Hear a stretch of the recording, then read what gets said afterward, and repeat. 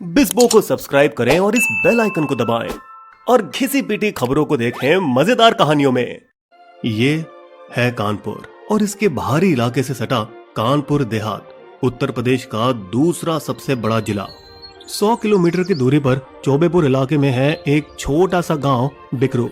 वैसे तो हिंदुस्तान में ऐसे लाखों गांव हैं, लेकिन पिछले साल बिकरू ऐसा बदनाम हुआ कि इस गांव को पूरा देश जानने लगा, क्योंकि इसी गांव के कुख्यात गैंगस्टर विकास दुबे ने 8 पुलिस कर्मियों का कत्ल किया था। शुक्रवार शनिवार की रात तारीख 3 से 4 जुलाई 2020 रात के करीब 1:45 बजे कमांडिंग ऑफिसर देवेंद्र मिश्रा के नेतृत्व में 25 पुलिस वालों की एक टीम कथित तौर पर यूपी के खतरनाक माफिया विकास दुबे का एनकाउंटर करने के लिए एक टॉप सीक्रेट ऑपरेशन पर थे। जैसे ही वो दुबे के घर के करीब पहुंचे, एक अर्थ मूवर जेसीबी के आगे रास्ता रोके हुए थी। घने अंधेरे में अब पैदल आगे बढ़ने के अलावा कोई और उपाय नहीं था, लेकिन वो एक बिछाए जाल में फंस रहे थे। दुबे और उसके 60 गैंग मेंबर जेसीबी के दोनों ओर छतों पर ताक लगाए बैठे थे, गोलियों से उनका स्वागत करने के लिए। जैसे ही पुलिस करीब आई, मौका देख अंधाधुंध गोलियां बरसाई। मारो सालों को।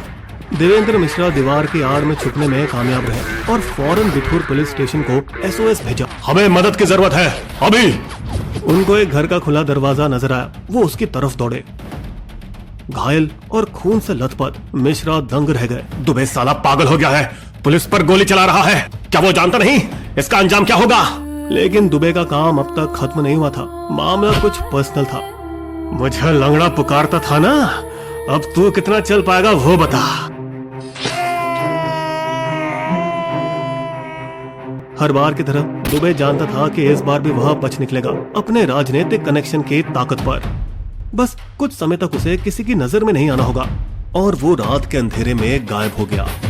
आइए मिलवाते हैं जवान विकास दुबे से। एक नंबर का बदमाश था ये बिकरू गांव का, निकम्मा, हमेशा कुछ ना कुछ गुंडागर्दी और मारपीट में लगा रहता। लेकिन इस सड़क छाप की किस्मत बदली जब एक रोज उसने पड़ोस के गांव के कुछ पिछड़ी जाति के लड़कों को बुरी तरह से पीटा। दूसरे पक्ष के लोग थाने में रिपोर्ट लिखवाने पहुंचे, जिसकी पूछताछ करने के लिए विकास को उसके घर से उठवाया गया। दुबे की गिरफ्तारी की खबर वहां के कांग्रेस विधायक नेकचंद पांडे के कानों तक पहुंची। नेताजी, पुलिस ने हमारे एक लौंडे को उठाया है। आपके राज में ब्राह्मण पर अत्याचार कैसे हो सकता है? शायद ये लड़का इस इलाके में ठाकुरों के दबदबे को कम करने के काम आ सकता है। आगे बढ़ने से पहले ग्रामीण इलाकों में जाति धर्म की मालूमात हासिल कर लेना बेहतर होगा। ब्राह्मण, जिनके उपनाम होते हैं दुबे, चौबे, पांडे, मिश्रा, त्रिवेदी, तिवारी इत्यादि, आमतौर पर कभी झगड़े फसाद में नहीं पड़ते। वे शिक्षित और पंडिताई पेशे में मिलते हैं। वही ठाकुर, सिंह और राय जैसे जमींदार या यादव, जो कि पारंपरिक रूप से दूध बेचने वाले या खेतीबाड़ी करने वाले किसान होते हैं, जो दादागिरी और मार पिटाई करते आए हैं। जबकि बनिया, जिनके उपनाम गुप्ता और अग्रवाल हैं, वो बिना अपने हाथ गंदे किए पैसों द्वारा अपने हित के लिए बाकी का इस्तेमाल करते हैं। समझो किंग मेकर है वो। तो विकास, जो नाम से दुबे था, यानी ब्राह्मण, पर काम से था पक्का गुंडा। एक ऐसा जोड़ जो कभी कभार ही मिलता है। कौन है चौबेपुर का इंचार्ज? लगाओ से फोन। हेलो, विधायक नेकचंद बोल रहे हैं। जी नेताजी। विकास दुबे नाम का कोई लौंडा आपने उठाया है क्या? जी हाँ सर जी। अपना लड़का है, रपट लिखवाई क्या? अभी नहीं। अच्छा, बहुत बढ़िया किए हो। FIR होनी भी नहीं चाहिए दरोगा जी। छुटकी जाति के लोग अब शिकायत लिखवाएंगे। दफा करो इन लोगों को। जो हुक्म सर जी। जिन्हें ब्राह्मणों से बात करने तक का हक नहीं, वे चले FIR ठोकने। वाह भाई वाह। जी सर जी। और ठीक ऐसा ही हुआ। विधायक नेकचंद का साथ पाकर विकास दुबे की हिम्मत और बढ़ गई। अकेले पूरी बारात को लूटा, उनको ये बताकर कि बाकी की गैंग बस के आसपास की झाड़ियों में छिपी बैठी है। उसकी हिम्मत देख कई बदमाश उसकी ओर आकर्षित हुए और जल्द ही उन्होंने अपने अच्छे दोस्त राजू निगम के साथ एक मोटरसाइकिल गैंग बनाई, जिसका नाम उस बाइक पर रखा गया जिस पर वो सभी सवार थे, बुलेट गैंग। खुद को अब बड़ा शक्तिशाली समझते हुए उसने झुन्ना बाबा का कत्ल किया, अपने ही बिकरू गांव का एक नागरिक कहा जाता है उसकी 18 बीघा जमीन पर कब्जा करने के लिए। जब बाबा के परिवार ने पुलिस से शिकायत की तो रात के अंधेरे में एक नकाबपोश ने घर में घुसकर शिकायतकर्ता को धमकाया। भैया पर FIR लगाएगा? प्यार नहीं क्या तुझे अपने जीवन से? बाबा जी के पास भेजो क्या? अब क्या लड़ पाते वो लोग। माफ करिए थानेदार साहिब, लगता है कोनो गलतफहमी हुई थी। मैं अपनी शिकायत वापस लेता हूँ। पुलिस वाला मुस्कुराया, मानो वो जानता था कि क्या बीती है। देखिए, बात यह है कि चौबेपुर इलाके की ज्यादातर पुलिस ब्राह्मण थी। जब पुलिस भी उनके पक्ष में थी तो उसे कौन रोक सकता था। दुबे जुर्म पर जुर्म करता गया, वसूली का धंधा जमाया और जिस किसी ने हिचकिचाहट दिखाई उसको मिला मुक्का। जब भी उसे हवालात में डाला गया, ऊपर से कॉल आया और वो जेल से बाहर। मगर पुलिस के अलावा दुबे को सत्ता की छाया की भी जरूरत थी। इसलिए सियासती रुख बदलता देख दुबे ने कांग्रेस को छोड़ जनता दल के हरि किशन का हाथ पकड़ा, जो 1989 में वीपी सिंह के दम पर सत्ता में आए, जिसने बोफोर्स तो भ्रष्टाचार घोटाले में राजीव गांधी की कथित भागीदारी के खिलाफ अभियान चलाया था। दुबे का नई पार्टी में दबदबा जारी रहा और वो बंदूक की नोक पर अवैध संपत्ति और धन इकट्ठा करता रहा। हालांकि हरि किशन ने 2 बार पार्टियां बदली, पहले बीजेपी और फिर बसपा में, जब भाजपा के मौजूदा विधायक होने के बावजूद उन्हें टिकट नहीं मिला और एक कड़वा चुनाव लड़े उसी शख्स के खिलाफ जिसने उसे टिकट लेने से रोका था, भाजपा के संतोष शुक्ला। जीत के बाद विकास दुबे ने हरि किशन की ओर से जुलूस निकाला, जब विद्रोही ने 1996 चौबेपुर विधानसभा चुनाव 1200 मतों के छोटे अंतर से जीता। लेकिन माहौल खराब हुआ जब दोनों गुटों के बीच लड़ाई छिड़ गई। उसी हाथापाई में दुबे ने हारे हुए उम्मीदवार संतोष शुक्ला के भाई लल्लन वाजपेयी को बुरी तरह से पीटा। हालांकि तख्ता पलट करते हुए उसी साल लल्लन वाजपेयी अपने भाई के समर्थन से नगर पंचायत अध्यक्ष बने। अब लल्लन वाजपेयी ने भी वसूली करना शुरू किया। दुबे तो पहले से ही इसमें लगा हुआ था, लेकिन 2 गुट एक ही शख्स से कैसे पैसे वसूल कर सकते हैं? इस मुद्दे पर कई झगड़े हुए, क्योंकि दुबे का मानना था कि वाजपेयी उसके इलाके में दखल दे रहा था और वाजपेयी का मानना था कि अब उसे भी वसूली का हक था। 1999 में बॉलीवुड फिल्म अर्जुन पंडित रिलीज हुई, जिसकी कहानी कई जगहों पर दुबे की जिंदगी से मिलती जुलती थी।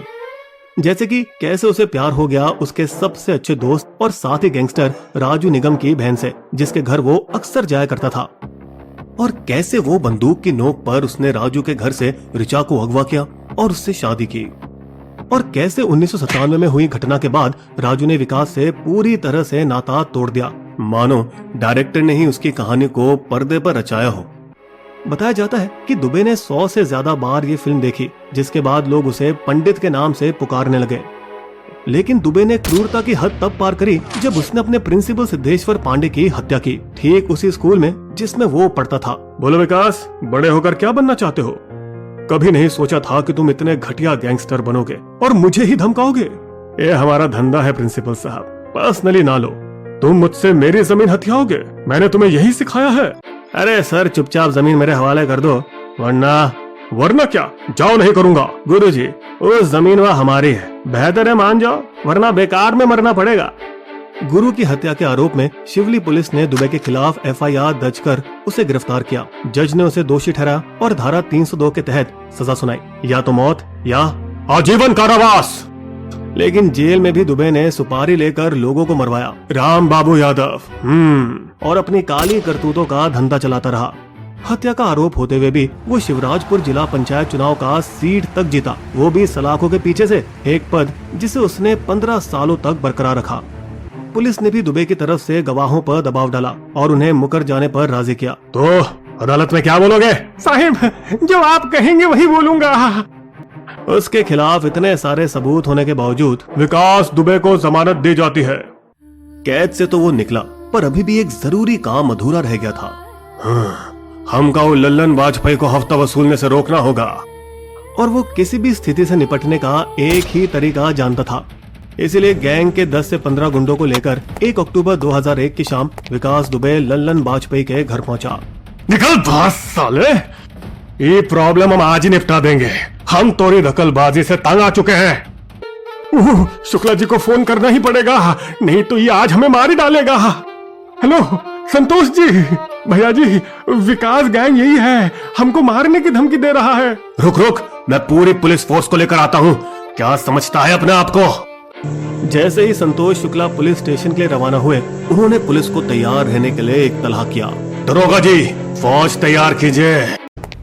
अरे यार, ये दुबे नहीं सुधरेगा, लल्लन के यहाँ पहुंचा है, अभी बहुत ही गड़बड़ होने वाली है, सब तैयार हो जाओ। विकास भैया से अपनी वफादारी साबित करने के लिए इससे अच्छा मौका नहीं मिलता। अच्छा, ये बात। चलो पहले शुक्ला से निपटते हैं। लल्लन उसी के बल पर उछलता है, उसकी रस्सी काटते हैं। किसी पुराने मनमोहन देसाई फिल्म के क्लाइमैक्स की तरह अब विकास दुबे भी शिवली थाने पहुंचता है। पीठ पीछे क्या साजिश चल रही है हमारे खिलाफ, हैं? तो क्या लगता है हमको पता नहीं चलेगा क्या? देखो क्या गुंडाई है। और तुम्हारे पालतू लल्लन का क्या, वही का बड़ा शरीफ है। हम मंत्री हूँ, हम जो चाहे कर सकता हूँ। दम होता तो यूं पुलिस के पल्लू में आकर नहीं बैठता। इज्जत से बात कर, हम राजमंत्री हैं। मंत्री होंगे आप लखनऊ में, कानपुर विकास दुबे का है। अरे देखते क्या हो, पकड़ो सालों को और अंदर करो। खबरदार, कोई नहीं लगा, आज ही प्रॉब्लम हमेशा के लिए खत्म कर देता है। दिन दहाड़े कई पुलिस गवाहों के सामने विकास दुबे एक राज्य मंत्री की हत्या करके फरार हो जाता है। हत्या की खबर अब हर अखबार के पन्नों पर छपने लगी और बसपा को शर्मिंदगी से उसे पार्टी से निष्कासित करना पड़ा। लेकिन ये सब दिखावा था, क्योंकि जब 2002 में उसने आखिरकार आत्मसमर्पण किया तब उसके साथ बसपा के कई नेता मौजूद थे। हालांकि दुबे के खिलाफ एक भी गवाह सामने नहीं आया, यहाँ तक कि संतोष शुक्ला के सरकारी गनर भी नहीं और ना ही उनका ड्राइवर, जिनकी आंखों देखा ये कांड हुआ था। हत्या करने से ना तो दुबे को रोकना और ना ही उसे गिरफ्तार करना और चार्जशीट में गलत जानकारी देना, जैसा कि ये बताना कि दुबे ने 5 मीटर दूर से राइफल चलाई, बंदूक नहीं, जबकि पोस्टमार्टम में महज 0.9 मीटर दिखाया गया। पुलिस को गुनाह में सह आरोपी बनाया गया इस शक से कि वे दुबे के साथ मिले हुए थे और जिस वजह से वो उनके खिलाफ गवाही भी नहीं दे सके। कानपुर देहात जिला न्यायाधीश को विकास दुबे के पक्ष में फैसला देना पड़ा। ऐसा लग रहा है कि इस हत्या को किसी ने नहीं देखा। डिफेंस के मुताबिक विकास दुबे जब पुलिस थाने से निकला तब शुक्ला जिंदा थे, इस बात की किसी ने चुनौती नहीं दी। विकास दुबे को अब रोकना मुमकिन नहीं था, लोग उससे बेहद डरे हुए थे। दूर दूर तक जब कोई बच्चा रोता है तो माँ कहती है बेटा सो जा, सो जा, नहीं तो विकास दुबे आ जाएगा। अब वसूली का धंधा और बढ़ाया और कानपुर के एक इंडस्ट्रियल एरिया से भी पैसे बटोरना शुरू किया। यहाँ तक कि एक केबल ऑपरेटर को भी नहीं बख्शा, जो एक दुबे ही था। जब उसने उसकी सुनी नहीं तो उसे मौत के घाट उतार दिया। वो खुद को इतना समझता था कि अकाल में भी कोई उसके गुण गाए बिना कुएं से पानी तक नहीं निकाल सकता था। विकास दुबे है तो अजूबा। ऐसा नहीं करने से सजा मिलती, जैसे एक 10 साल के शरारती बच्चे को पता चला जब उसे पेड़ से उल्टा लटकाया गया, जब पानी लेने से पहले गुण गाना भूल गया। 2006 तक विकास दुबे ने ड्रग्स की तस्करी भी शुरू की, पर 5 किलो माल के साथ पकड़ा गया। लेकिन क्योंकि वो अभी अभी एक सड़क दुर्घटना में बुरी तरह से घायल हुआ था, उसे चिकित्सीय आधार पर जमानत दी गई। सत्ता में कौन था कौन नहीं, उससे उसको कोई फर्क नहीं पड़ता, सबसे उसकी यारी थी।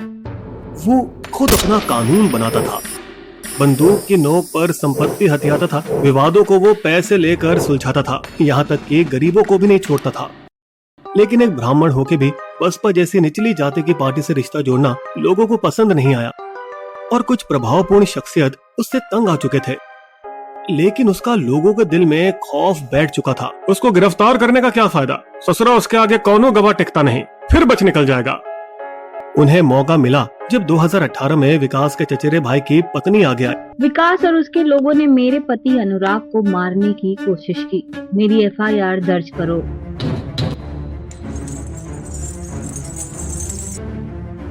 इस बार विकास को जमानत मिलने में पूरे 18 महीने लगे और एक बार फिर पुलिस की कोशिशें नाकामयाब रही। फिर जुलाई 2020 में विकास के साले राहुल तिवारी ने एक और FIR दर्ज की। विकास ने मुझे मारा और मेरा अपहरण करने की धमकी दी जब मैंने अपनी जमीन उसके हवाले करने से इनकार कर दिया। पूछताछ के लिए जब CO देवेंद्र मिश्रा उसके पास गए, यह हमारा अंदरूनी मामला है CO साहब, हम आपस में सुलझा लेंगे। आपके पास दूसरे बहुत जरूरी काम होंगे ना, वही को करो, हमको मत सिखा हमारा काम, तुझको हमारे साथ आना पड़ेगा। अरे भोकाल काहे मचा रहे हो, तुम हो सिर्फ ड्रामा देखो ना। वाह, तुम जुर्म पर जुर्म करते रहो और हम देखते रहें, तू ही रोकेगा मुझे। तोहरे को पता है ना, तुम विकास दुबे से बात कर रहे हो, कई पुलिस वाले मेरे वफादार हैं, तू भी बोल अपनी कीमत। अपमानित मिश्रा खाली हाथ वापस चले गए, सीधे अपने सीनियर के पास। सर, हम मूर्ख लग रहे हैं, 60 से अधिक मामले हैं उसके खिलाफ, लेकिन फिर भी वो आजाद घूम रहा है और जुर्म पर जुर्म करता जा रहा है, हम कुछ भी नहीं कर पा रहे हैं। क्या इरादा है तुम्हारा? एनकाउंटर सर, उसको रोकने का बस यही तरीका है। 2020 के बीच का वक्त था जब पुलिस ने विकास दुबे के एनकाउंटर की योजना बनानी शुरू की। 25 अफसरों की एक टीम बनाई गई। उसके गैंग का कोई भी आदमी जिंदा नहीं बचना चाहिए, सबको मार दो। लेकिन हमेशा की तरह दुबे को इसकी खबर पहले ही मिल चुकी थी। वो हरामी, मैं उन सबको सबक सिखाऊंगा। सर, जल्दी से निकल जाओ। नहीं, यही सही बखत है। इसके बाद कोई भी विकास दुबे पर हाथ उठाने की जरूरत नहीं करेगा। भैया पुलिस को अपना दुश्मन मत बनाओ, पहले से ही आपके बहुत दुश्मन है। तोरे को क्या हमको भैलाने के लिए भेजा है? अपना बकवास अपने पास रखो, हम वही करूंगा जो हमें ठीक लगता है। ठीक है भैया जी, जैसा आप उचित समझे। अपने एनकाउंटर का मुकाबला करने की प्लानिंग के लिए विकास दुबे को 5 घंटे की चेतावनी काफी थी। आने दो पुलिस को, कफन पहनाई के वापस भेज देंगे। एनकाउंटर टीम के जाने के बाद एक पुलिस वाले ने चौबेपुर पावर स्टेशन को फोन किया। बिकरू गांव में ठीक 12:50 पर बिजली बंद कर दी जाएगी, समझे? पुलिस टीम का बिकरू गांव पहुंचने से पहले सारे इलाके में अंधेरा छा गया था।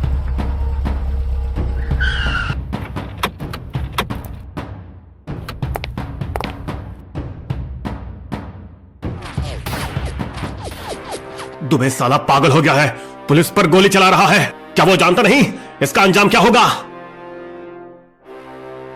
नतीजा तुरंत शुरू हुआ। 3 जुलाई विकास दुबे के चचेरे भाई प्रेम प्रकाश पांडे और अतुल दुबे का एनकाउंटर। 8 जुलाई अमर दुबे, विकास का भतीजा और बॉडीगार्ड, हमीरपुर के मौदुहा गांव में मारा गया। 9 जुलाई प्रवीण दुबे इटावा में, जबकि दुबे के 17 वर्षीय रिश्तेदार प्रभात मिश्रा को पनकी में पुलिस हिरासत से भागते हुए गोली मारी। कुछ दिनों तक दुबे अपने ठिकानों को अज्ञात रखने में कामयाब रहा, लेकिन जब उनके ऑन ग्राउंड रक्षक चौबेपुर एसएचओ विनय तिवारी और बिकरू गांव के बिट प्रभारी एसआई के शर्मा को 8 जुलाई को गिरफ्तार कर निलंबित किया गया, इस आरोप में कि उन्होंने विकास दुबे को एनकाउंटर के बारे में खबर दी, जिसमें 8 पुलिस की जाने गई और 7 घायल हुए। और एसएचओ विनय तिवारी एनकाउंटर में एक भी गोली नहीं चलाई और वहां से भाग गए, जहां उनके कई पुलिस साथी जख्मी पड़े थे। विकास दुबे को पता था कि अब वो कानपुर में सुरक्षित नहीं और वो शहर से भाग निकला और मध्य प्रदेश के उज्जैन महाकालेश्वर मंदिर के भीड़ भाड़ परिसर में खुद को आत्मसमर्पण करने का वक्त चुना, जहां कोई एनकाउंटर संभव नहीं था। चेहरा छिपाने की भी जहमत नहीं की और मंदिर में एक फूल बेचने वाले सुरेश माली ने उसे आसानी से पहचान लिया, जिसने पुलिस को सूचित करके उसकी पुष्टि भी की। स्पेशल टास्क फोर्स एसटीएफ और उज्जैन पुलिस से गिरफ्तार होने के बाद विकास दुबे प्रेस को चिल्लाकर बताना चाहा कि वो जिंदा पकड़ा गया था। मैं हूँ विकास दुबे, कानपुर वाला। 700 किलोमीटर दूर कानपुर से एक पुलिस टीम रवाना हुई अपने खास मुलजिम को उठाने। पूछताछ के दौरान दुबे ने गर्व से बताया, 11 बड़े बड़े नेता और 5 सीनियर पुलिस हमारे दोस्त हैं, जरूरत पड़ने पर मेरी मदद करते रहते हैं। अगली सुबह हर चैनल पर एक ही खबर थी, ब्रेकिंग न्यूज, हमें अभी अभी पता चला है कि विकास दुबे मर चुका है, वो भागने की कोशिश करते समय मारा गया। पुलिस के अनुसार जब वे दुबे को वापस कानपुर ला रहे थे तब उनकी कार का एक्सीडेंट हो गया। जब भारी बारिश में कुछ मवेशियों को बचाने के चक्कर में कार पलटी। पुलिस का कहना है कि तब विकास दुबे ने पिस्टल छीनकर पुलिस पर फायरिंग करते हुए भागने की कोशिश की, तब उस पर गोली चलानी पड़ी। शायद एक असंभव घटना, क्योंकि 2006 की रोड दुर्घटना के बाद विकास को रीढ़ की दिक्कत थी और वो लंगड़ा कर चलता था। काउंटर का एक सिलसिला होता है और फिल्म वाले शूटआउट फिल्मों के लिए एक फॉर्मूला बना रखे हैं। एनकाउंटर में कोई गवाह नहीं होता, पुलिस के शब्द हमेशा फाइनल होते हैं। विकास के फोन डेटा रिकॉर्ड से पता चलता है कि मुठभेड़ से ठीक पहले उसने निलंबित अधिकारियों एसएचओ विनय तिवारी और एसआई के शर्मा से बात की थी। विडंबना की बात तो यह है कि दुबे को खबर देने वाले सब इंस्पेक्टर के शर्मा खुद पुलिस के हाथों अपने एनकाउंटर के डर से सुप्रीम कोर्ट से सुरक्षा मांग रहे थे। दुबे की मौत के बाद ब्राह्मण क्रोध फेसबुक पर फूटा, खासकर उसके जवान भतीजे के एनकाउंटर के खिलाफ, जिसकी महज 9 दिन पहले ही शादी हुई थी। बाकियों ने यूपी मुख्यमंत्री योगी आदित्यनाथ, जो ठहरे ठाकुर, पर एक ब्राह्मण को खत्म करने की साजिश का आरोप लगाया। इस मुद्दे पर मायावती ने फायदा उठाना चाहा और बसपा के 2007 सफल सोशल इंजीनियरिंग फॉर्मूले को फिर से जगाने की कोशिश की। किसी अपराधी के कार्य पर उसकी पूरी जाति को पीड़ित नहीं किया जाना चाहिए और न ही उन्हें असुरक्षितता महसूस होनी चाहिए। योगी के ठोक देंगे रवैये ने पिछले 2 सालों में 100 से अधिक अपराधियों का सफाया किया। 70 तो सिर्फ पश्चिमी यूपी में। 48 वर्षीय विकास दुबे 2016 में खत्म होने वाला 119वां अपराधी बना और 19 और मोस्ट वांटेड अपराधियों की एक लिस्ट पुलिस के पास तैयार है। हालांकि खुद को बिकरू का गब्बर और शिवली का डॉन की बड़ी छवि देने के बावजूद हकीकत में विकास दुबे एक छोटा मोटा गैंगस्टर ही था, जिसका दबदबा कानपुर देहात के 2 क्षेत्रों तक ही सीमित रहा। गोलीबारी में निम्नलिखित पुलिसकर्मी मारे गए: बिठूर अंचल अधिकारी देवेंद्र कुमार मिश्रा, शिवराजपुर थाना प्रभारी एसओ महेश यादव, एसआई अनूप कुमार सिंह और बाबूलाल, कांस्टेबल सुल्तान सिंह, राहुल, जितेंद्र कुमार और बबलू। गंभीर रूप से घायल 7 पुलिस कर्मियों में शामिल हैं बिठुर थाना प्रभारी कौशलेंद्र प्रताप सिंह, एसआई सुधाकर पांडे और विकास बाबू, कांस्टेबल अजय सिंह सेंगर, अजय कश्यप और शिव मूरत निषाद और होमगार्ड जय राम पटेल। विकास दुबे के पिता ने कहा है कि पुलिस ने मेरे बेटे के खिलाफ कार्रवाई करके सही काम किया। उन्होंने उसके दाह संस्कार में हिस्सा तक नहीं लिया। दुबे की मां ने पहले इनकार किया, लेकिन बाद में वे अंतिम संस्कार में शामिल हुई। जस्टिस बीएस चौहान जांच आयोग के मुताबिक गैंगस्टर विकास दुबे और उसके 5 साथियों को पुलिस के हाथों एनकाउंटर में मारे जाने में कोई गड़बड़ी नहीं हुई। बिस्बो की शायरी। बड़े नाव की छांव तले जुर्म का फैला राज, कई गुनाहों का रखा उसके सर पर ताज। घड़ा पाप का भर गया और गया फिर टूट, जब पुलिस पर ही गई उसकी गोली छूट। पुलिस ने फिर ठान ली, रची गई मुठभेड़, अंत गुनाहों का हुआ, विकास हो गया ढेर। हमारे वीडियो कंटेंट के सोर्सेस आपको डिस्क्रिप्शन में मिल जाएंगे।